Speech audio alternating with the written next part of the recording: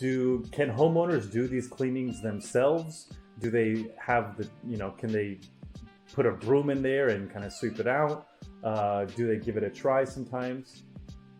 Well, I wouldn't necessarily advise to use a broom, but it's definitely encouraged for you to try and get at your floor registers, for example, and remove the grills and see if there's any debris in there that you can suck out with a shop vac.